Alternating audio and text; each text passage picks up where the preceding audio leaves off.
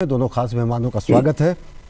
DK Dubey ji, देखें अगर 31 तकरीबन विधेयक सूचीबद्ध हैं, उम्मीद है इन पर चर्चा होगी।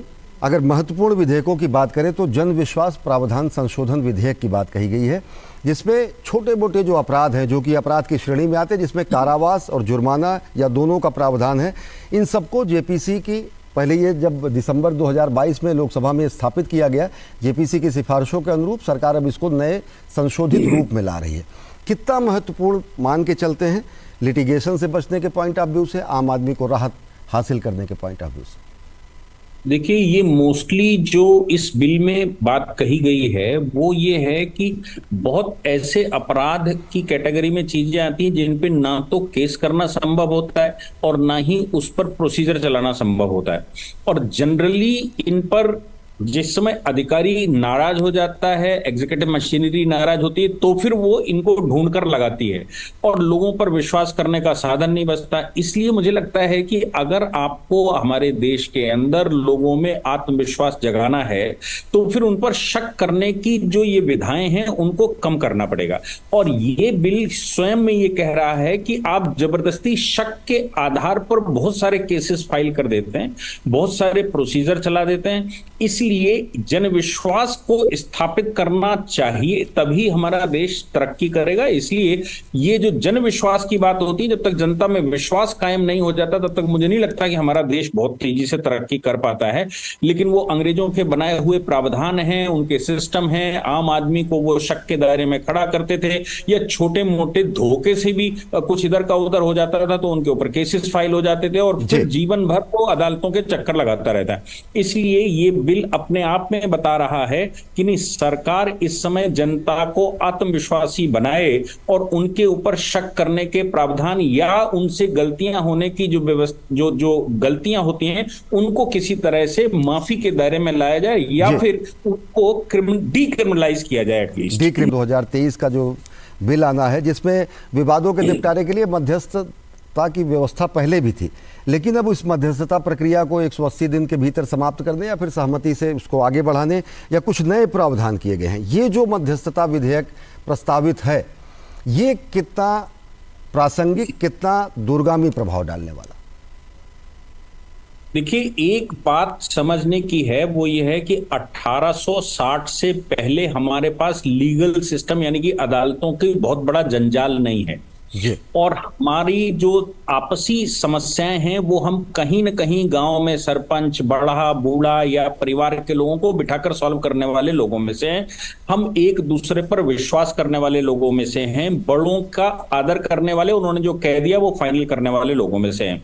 अब आपने अंग्रेज जब यहां पर आया, उसने 1860 के बाद जो जाल बिछाया कि भाई किसी न किसी तरह से उसको कवर किया जाए, तो हम छोटी छोटी बातों पर फैसला कैसे करवाएं, उस पर इंसाफ कैसे लें या उसका निर्णय कैसे करें। अब हम दो आदमी अगर विवादित हैं तो हम निर्णय तो नहीं कर सकते क्योंकि हमारे दोनों के अपने पॉइंट ऑफ व्यू हैं। अब हमारे पास सिर्फ एक साधन है, वो है अदालत। और अदालत में जाने का मतलब है कि 2, 4, 5 साल के लिए लंबा हो गया क्योंकि अदालतों के पास लोड बहुत है।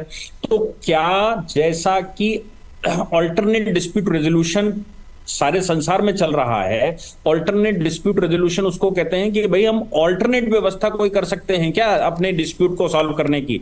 तो हमने जो मीडिएशन कंसिलिएशन है, ये एक उचित साधन है। इसको अगर लीगल जामा पहना दिया जाए और एरिया वाइज कुछ परमानेंट मीडिएशन सेंटर खोल दिए जाएं तो फिर मुझे लगता है कि हम वहां जाकर अपनी समस्याओं का समाधान करवा सकते हैं थर्ड पार्टी से, और वो बाइंडिंग भी होता है। आर्बिट्रेशन कंसिलिएशन लॉ ऑलरेडी हमारे पास है। मीडिएशन के लिए आम जनभावना, उनके लिए ऑथेंटिसिटी किसकी होगी, उसमें ऑथेंटिकेटेड व्यक्ति कौन होगा, वो किस प्रकार से चलेंगी, इसका एक जामा पहनाने की आवश्यकता है। तो मुझे लगता है कि अदालतों का बहुत बड़ा काम जो खाली पीली हमारी छोटी छोटी समस्याओं की वजह से लंबा लंबा चलता है, वो मुझे लगता है उससे हम निजात पा जाएंगे और हम अपने सॉल्यूशंस, एटलीस्ट मुझे लगता है जहां तक 50% तक हम अदालतों का लोड कम कर सकते हैं अगर मीडिएशन की प्रक्रिया पारदर्शी तरीके से और कम है। डीके दुबे जी, अगर देखें तो सिनेमेटोग्राफ संशोधन विधेयक, सिनेमेटोग्राफी संशोधन विधेयक 2023 और 2019 का भी, जिसमें आयु वर्ग के शुद्ध निर्धारण और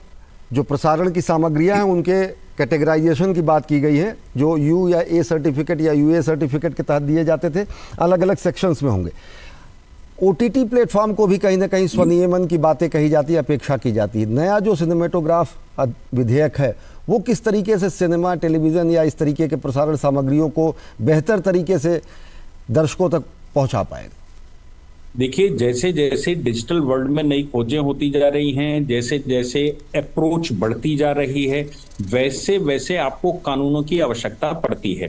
अब सिनेमेटोग्राफी एक्ट में आपने आज कुछ भी परोस रहे हैं, किसी भी तरह से परोस रहे हैं, तो भैया आप ये कहते हो कि नहीं हम बढ़ रहे हैं, तो उसकी कैटेगरी तो आपको सुनिश्चित करनी ही पड़ेगी। इसलिए आज जो सेंसर बोर्ड के पास जितनी पावर है उसके तहत हम देख भी रहे हैं कि वो कौन सी किस किस प्रकार की मूवियां मार्केट में आई जाती हैं और बाद में सवाल खड़े होते हैं, फिर हाई कोर्ट और सुप्रीम कोर्ट होता है। तो क्यों ना सिनेमेटोग्राफी एक्ट में ही संशोधन करके सेंसर बोर्ड को डायरेक्शन दिया जाए या ओटीटी प्लेटफॉर्म के लिए एक ऑथेंटिकेटेड बॉडी बैठाई जाए और ऑथेंटिकेटेड बॉडी बैठे वो ये तय करे कि वाकई में क्या इन्फ्रिंजमेंट ऑफ राइट्स हो रहे हैं या फिर वल्गैरिटी हो रही है या फिर समाज को क्या देना है, हमारे देश के लिए क्या हित का है क्या नहीं है। उसके लिए मुझे लगता है कानूनों की आवश्यकता पड़ती है। हम लेट हो रहे हैं, हमको पहले से करना चाहिए था। पिछले 5-7 साल से जिस प्रकार से ग्रोथ भारत की बढ़ी है डिजिटल दुनिया में, उस हिसाब से हमें कानूनों की तत्काल जरूरत पड़ती है। और वो मुझे लगता है 2000 जो हमने पास किया था आईटी एक्ट, ये दोनों ही डेटा प्रोटेक्शन एक्ट और ये सिनेमेटोग्राफी एक्ट, ये दोनों ही उसका एक्सटेंशन है, क्योंकि उसको फुलफिल करने के लिए आपको इधर भी संशोधन करने ही पड़ेंगे, नए प्रावधान उस पर जोड़ने पड़ेंगे। राम 2 साल के बाद पुराने हो सकते हैं जी।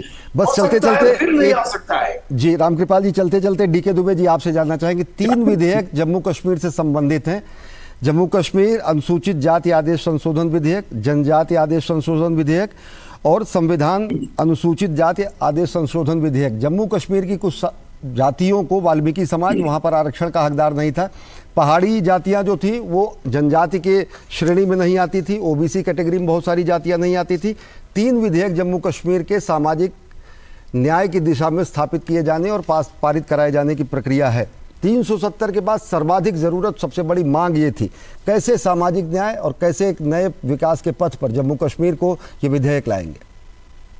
ये देखिए अश्विनी जी, एक प्रक्रिया है। ये जो ऑर्डर है, ये ऑर्डर जो विधेयक के रूप में आ रहे हैं, ये एक प्रक्रिया है। होता क्या है कि समय समय पर जो हमने ये कहा ना, शेड्यूल्ड कास्ट, शेड्यूल्ड ट्राइब, यानी कि एक पिटारा है जिसमें कौन लोग अभी पिछड़े हुए हैं और उनको उत्थान की आवश्यकता है और उनके ऊपर तवज्जो देने की आवश्यकता है। इसलिए उसको कहा गया है कि ये शेड्यूल्ड कास्ट और शेड्यूल्ड ट्राइब है। अनुसूची बनाई गई है, तो उस अनुसूची में जिस प्रदेश में भी बार बार जो सर्कुलेशन होता है और इंफॉर्मेशंस आती हैं, उन इंफॉर्मेशंस के आधार पर पिछड़ा वर्ग जो रहता है उसको आगे कैरी फॉरवर्ड कैसे किया जाए, उसके लिए विधेयक होते हैं। और केवल जम्मू कश्मीर नहीं, ये अभी अन्य राज्यों के भी जो सूचियां आएंगी और जो उनके सिफारिशें होंगी उनको भी बार बार शामिल किया जाता है। लेकिन निश्चित तौर से एक सामाजिक न्याय वहां की आबादी को, एक बड़े हिस्से को इससे हासिल होगा। डीके दुबे जी। जी बिल्कुल सही बात है, क्योंकि जम्मू कश्मीर लंबे समय से, पिछले 75 साल से वंचित है इन चीजों से। और चूंकि वहां पर जो वाल्मीकि समाज था, वो आंदोलन हम लोगों ने देखा है कि वाल्मीकि समाज तब से लेकर आज तक उसको वहां राइट ही नहीं मिले थे। ये और अब वो जाकर हासिल होंगे वो संवैधानिक अधिकार। बहुत बहुत धन्यवाद डीके दुबे जी, रामकृपाल जी हमसे